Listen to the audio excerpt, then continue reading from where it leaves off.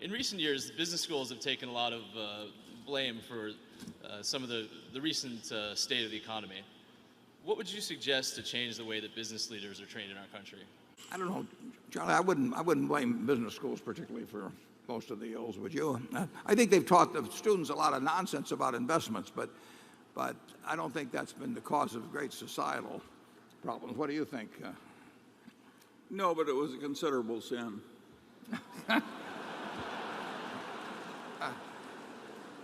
Well, do you want to elaborate on what was the more sinful? No, but I think business school education's improving.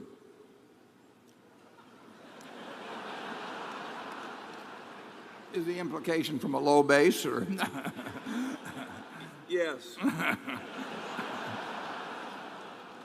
I'd agree with that. Probably the silliest stuff that we've seen taught at major business schools probably has been, maybe it's because it's the area that we operate in, but it has been in the investment area. I mean, it is astounding to me how the schools have focused on sort of one fad after another in finance theory, and it's usually been very mathematically based. When it's become very popular, it's almost impossible to resist if you hope to make progress in faculty advancement.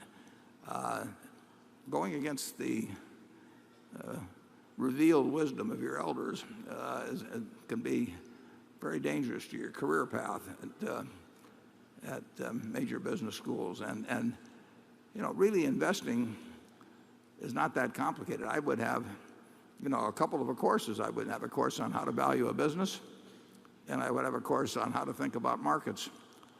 And I think if people grasp the basic principles in those two courses, that they would be far better off than if they were exposed to a lot of things like modern portfolio theory or option pricing. I mean, who needs option pricing, to be in an investment business? And that, when Ray Kroc started McDonald's, I mean, he was not thinking about the option value of what the McDonald's stock might be or something. He was thinking about whether people would buy hamburgers, and what would cause them to come in, and how to make those fries different than other people's, and that sort of thing. It's totally drifted away. The teaching of investments. I look at the books that are used sometimes, and there's really nothing in there about valuing businesses. And that's what investing is all about. If you buy businesses for less than they're worth, you're going to make money. And if you know the difference between the businesses that you can value and the ones that you can't value, which is key, you're going to make money. But they've tried to make it a lot more difficult. Charlie? Well, the folly creeps into the accounting too. A very long-term option on a big business you understand, the stock of a big business that you understand, or even a stock market index, should not be. The optimal way to price it is not by using Black-Scholes. And yet the accounting profession does that. They want some kind of a standardized solution that requires them not to think too hard. And they have one.